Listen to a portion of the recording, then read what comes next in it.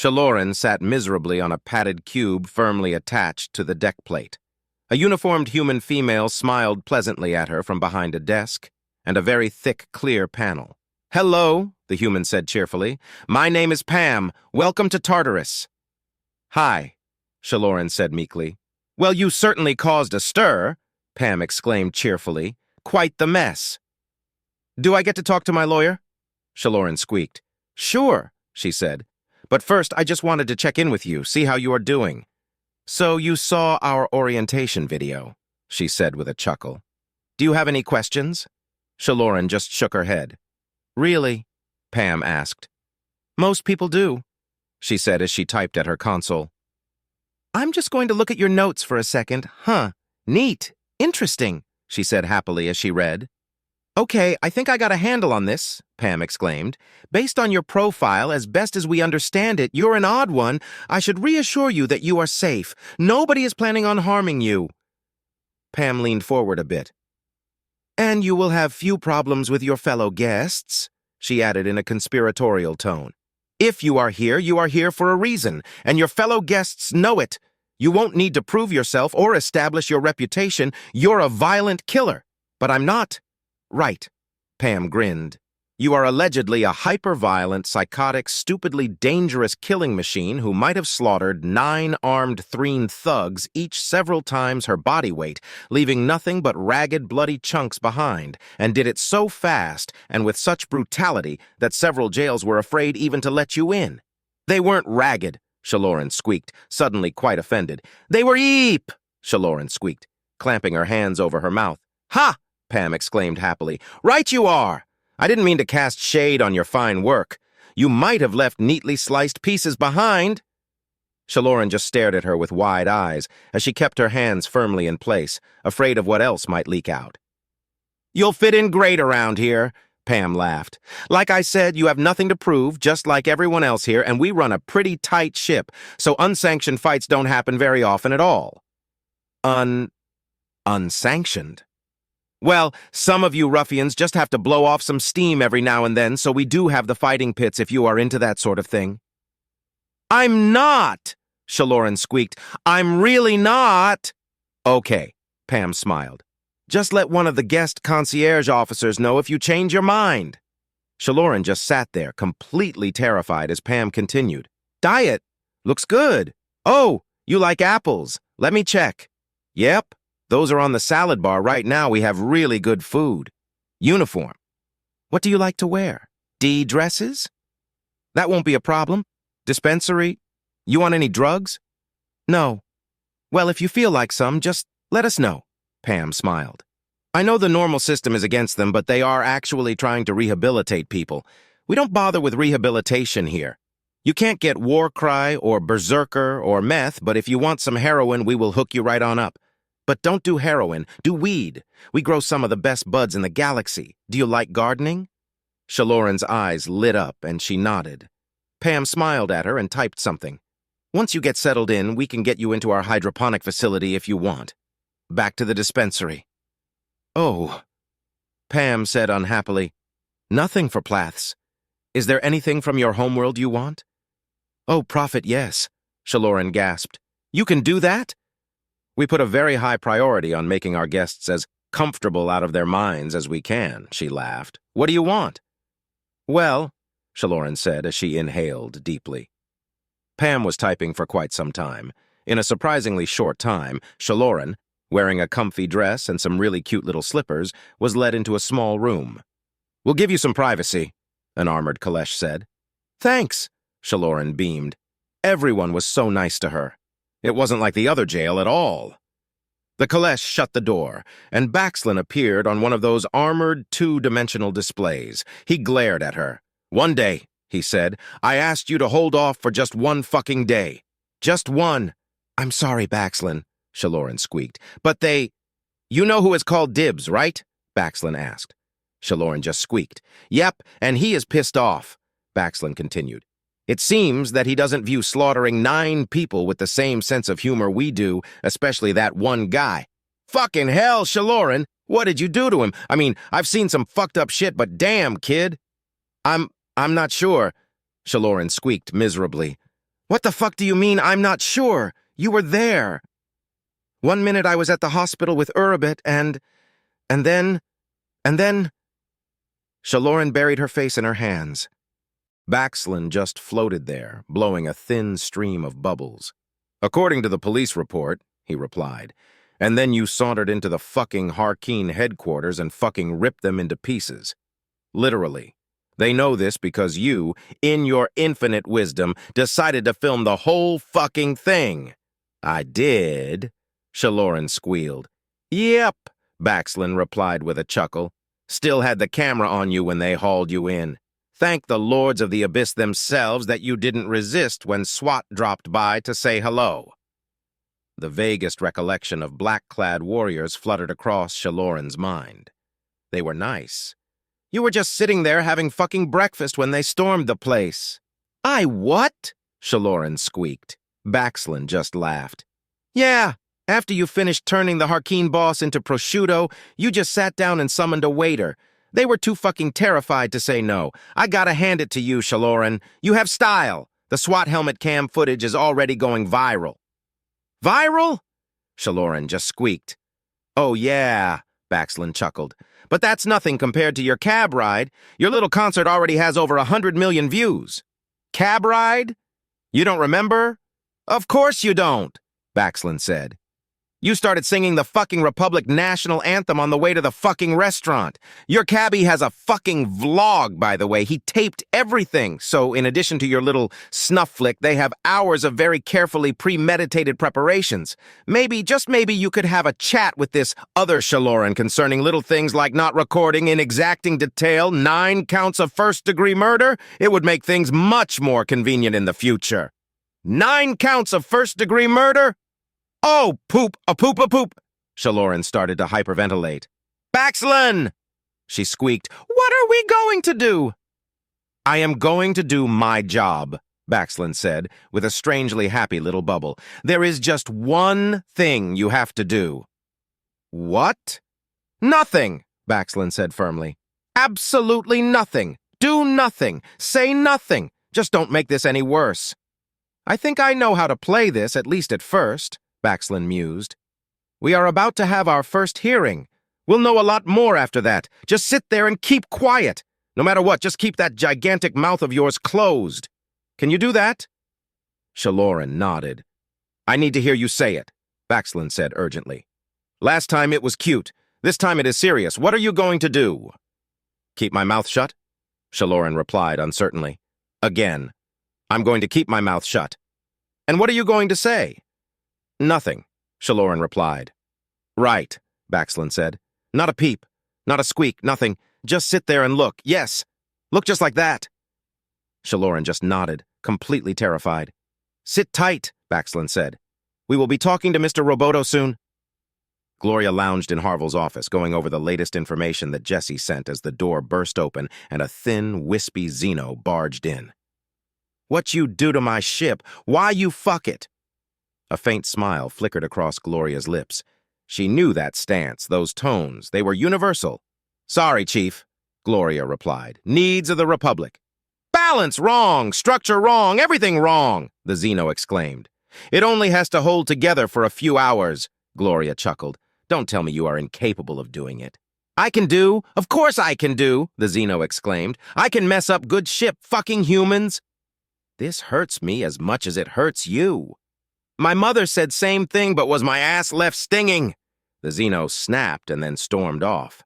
Another smile briefly lit up Gloria's face. It was like the good old days. Oh, Fortuna, velut luna. Gloria cocked her head. What was that? Statu variabilis. Gloria got up and followed the sound. It was beautiful. Semper crescis. Aut decrescis. She walked down the corridor towards Harville, and a few others clustered around someone holding a tablet. Vita detestabilis, nunc obdurat, et tunc curat. On the tablet, a Plath was sitting in the back of a vehicle, singing as she prepared 2 very strange-looking pistols. They had long, graceful curves, not unlike 2 ancient flintlocks, but with very odd exposed circuitry where the hammers should have been. Strange shapes had been drawn with wiring and components along the sides of the weapons. Gloria stood transfixed as she listened to the unearthly singing. It was without a doubt the single most beautiful rendition of the Republic anthem she had ever heard. Gloria thought of Ensign Westbrook. She loved that song. She sang it every time they launched, and she even started to sing it during her final attack run. Gloria had always thought Westbrook's swan song was the most beautiful version. Gloria had never sung that song after that day. It was one more thing she had lost. Unconsciously, Gloria started to quietly sing along.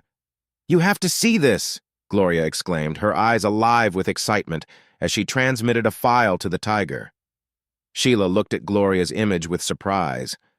Gloria looked normal. That was definitely not a good sign. Gloria looking normal was never a good sign. "Gloria," Sheila asked cautiously, "have you done something we need to know about?" "Just watch," Gloria exclaimed. "God, I wish Westbrook could have seen this." "Who?" "Tasha Westbrook." "Who?" "Oh, I guess you never met her," Gloria replied. "She was someone I served with. She wound up ramming her moray into the side of a bug cruiser. Went down with all tubes firing. Took the fucker down with her, singing that fucking song the whole time." Okay, now Sheila was really concerned. Gloria never talked about her service sober and never mentioned names. In fact, she claimed that she didn't even bother learning them. "And she loved that fucking song," Gloria continued. "She used to sing in a church choir when she was a kid. And let me tell you, that bitch could sing. Every goddamn time we launched, all four of them, she sang the whole fucking thing. It drove me crazy." Gloria actually laughed. "She was a volunteer, you know. Crazy little shit actually signed up for a moray. Nobody who does that is right in the head." Sheila just sat there stunned as Gloria continued to talk about her former comrades. So many names, Sheila thought as Gloria continued to talk about people, who they were, little things about them, and how they died. So many names. I tell you one thing," Gloria said. "Vic might have been a fucking prisoner, but I hope I go down with half the courage, the pure grace that he did. His tubes were empty. He should have run, but he flew right into those fighters trying to give us just half a second longer to line up our shots. Moron." She sighed with a wistful smile. Sheila continued to just quietly sit there, amazed, as Gloria continued to name the dead. It took a while. After promising, repeatedly, to watch whatever Gloria had sent them, Sheila switched off the transmission. She looked at the file on her monitor. Whatever that was, it had done something to Gloria. She wasn't entirely sure she wanted to see anything that would do that. "Fuck it," she muttered, and pressed play. "Well," Sheila said a few moments after the chills subsided, "that was something." "Something is right." Bunny laughed. "You will never guess who that fucking was." And holy shit, "Sheila," Bunny said over the bridge speakers, "you are not going to believe this." File after file started to open up on the hollow screens of the bridge. "Well, fuck." Sheila grinned. Judge Thaddeus Carter sat in his office and frowned as he reviewed the case. He had many cases today, but there was only one that really mattered to him. "God damn it," he muttered as he watched her sing again. It was so beautiful, it was. If he still had the physical capacity, he would be moved to tears.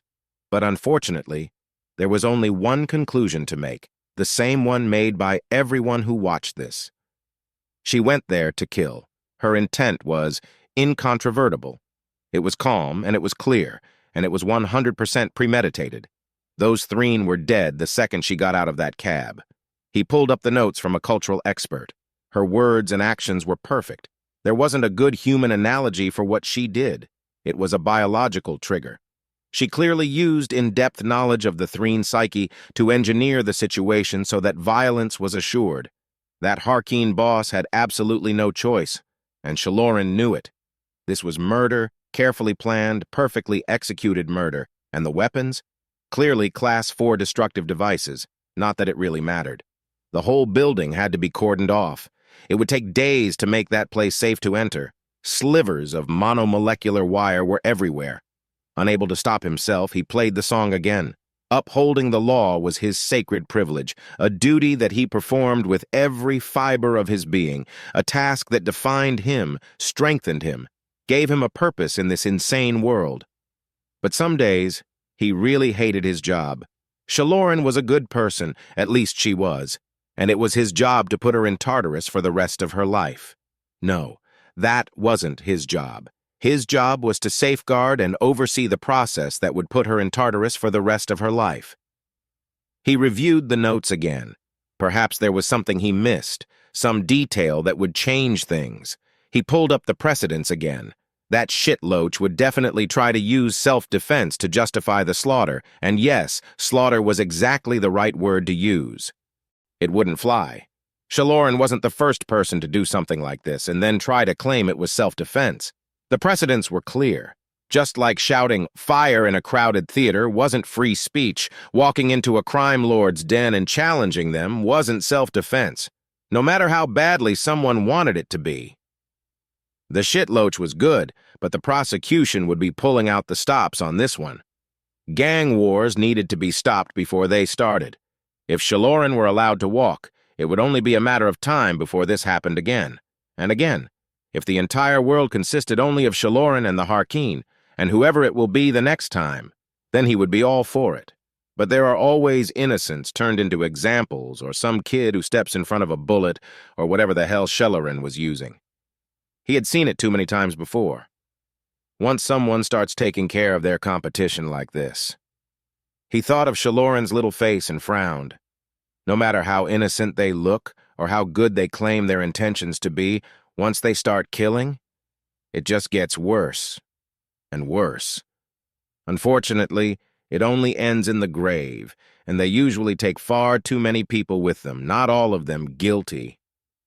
"What happened to you, frog girl?" he muttered. He knew this would happen. He didn't know how he knew, but he did.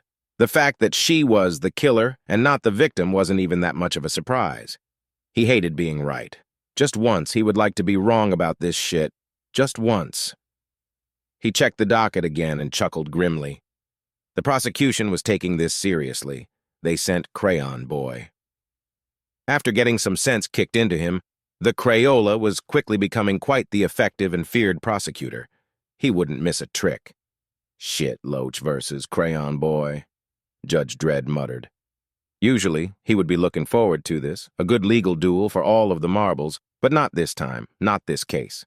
They would stretch this out, battling tirelessly to win, and he just wanted this whole mess to be over.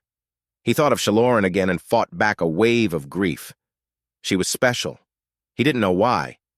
Some people just were, and that little frog girl was so innocent, so filled with spark, with potential. She could have been anything. So why did she choose to become this? Why? He knew there would never be an answer good enough, an excuse strong enough to justify it. There never was. But why her? She was a good person, a very good person. You could see it shining off of her, only for it to go so badly. He had seen it before, of course. He had seen it too often. Seeing it once was too often. And he had seen it a hell of a lot more times than once.